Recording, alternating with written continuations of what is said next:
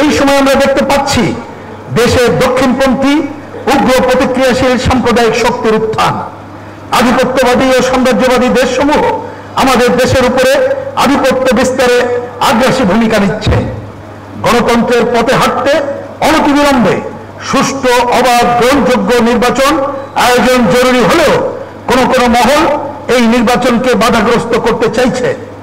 সরকারের কোনো কোনো উপদেষ্টা ও সরকারের সমর্থক বলে পরিচিত রাজনৈতিক দলসমূহের ভূমিকা যত সময়ে নির্বাচন অনুষ্ঠিত হওয়াকে প্রশ্নবিদ্ধ করে তুলেছে।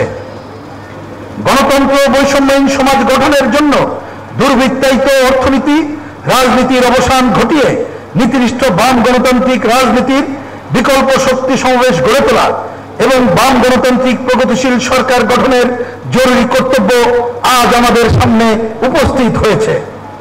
দেশে সংস্কার নিয়ে নানা ধরনের আলোচনা হলেও জনজীবনের সংকট সমাধান সহ ব্যবস্থা বদলের জন্য মৌলিক সংস্কার নিয়ে কোনো আলোচনা হচ্ছে না।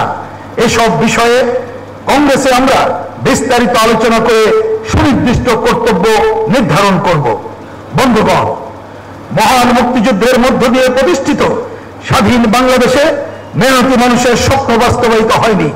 সাধারণ মানুষের শ্রমে ঘামে দেশের অর্থনীতির চাকা সচল থাকলেও ধনিক গোষ্ঠী এই স্বপ্ন ধূলিসাৎ করে দিয়েছে। শোষণ নিপীড়নের বিরুদ্ধে মানুষ বারবার রুখে দাঁড়িয়েছে।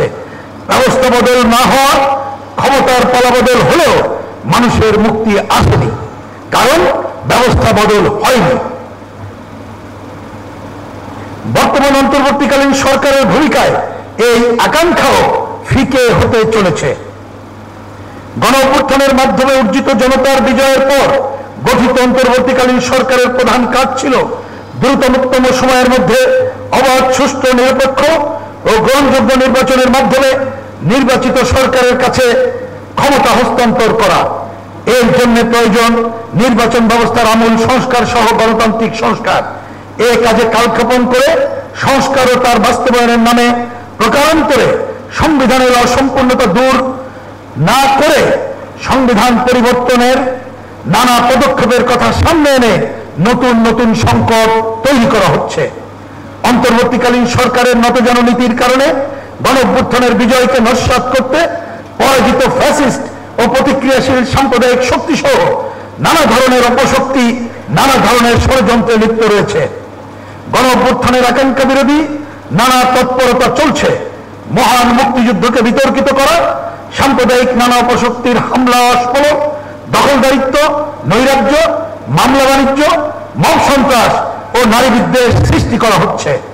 জাতীয় সংসদ নির্বাচনকে বাধাগ্রস্ত করতে এবং বিরাজনীতিকরণের শক্তিকে সামনে আনতে নানা ধরনের অপতৎপরতা চলছে। দেশ জাতীয় জনগণের সামনে আজ আমাদের প্রধান কর্তব্য হল গণঅভ্যুত্থানের বিজয়কে সংহত করা এবং গণ আকাঙ্ক্ষার বাস্তবায়ন ঘটানো। 24-এর গণঅভ্যুত্থানের আকাঙ্ক্ষা বাস্তবায়নে তাই স্বৈরাচার ও ফ্যাসিস্ট ব্যবস্থার ভিত্তি ও কাঠামো উপড়ে ফেলতে হবে।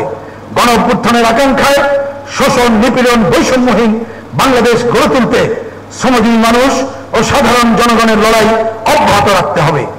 এর জন্য জনগণের প্রকৃত রাজনৈতিক শক্তির উত্থান ঘটাতে হবে। সমাজ বদলের লক্ষ্যে শোষণ, বৈষম্য বিরোধী বাম গণতান্ত্রিক সরকার প্রতিষ্ঠা করতে হবে।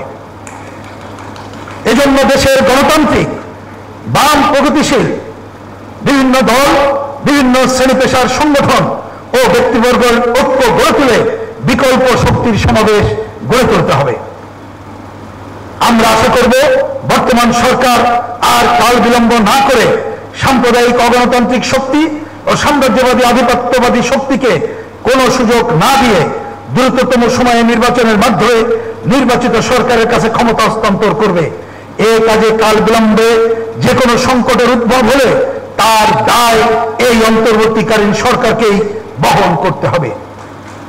প্রিয় বন্ধুগণ, শুধু আমাদের দেশে নয়, সারা বিশ্বের অভিজ্ঞতা বলছে পুঁজিবাদী ব্যবস্থায় মানুষের মুক্তি নেই।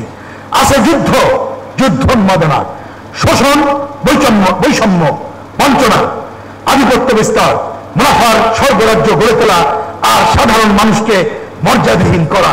এই হলো পুঁজিবাদী ব্যবস্থার মূল বৈশিষ্ট্য। আমাদের দেশে এই পুঁজিবাদী ব্যবস্থার অবাধ বিচরণ নতুন নতুন সংকট তৈরি করছে। এই অবস্থা থেকে উত্তরণে সমাজতন্ত্র প্রতিষ্ঠা ছাড়া অন্য কোনো বিকল্প পদের নির্দেশনা দেশ ও বিশ্ববাসীর সামনে আসেনি।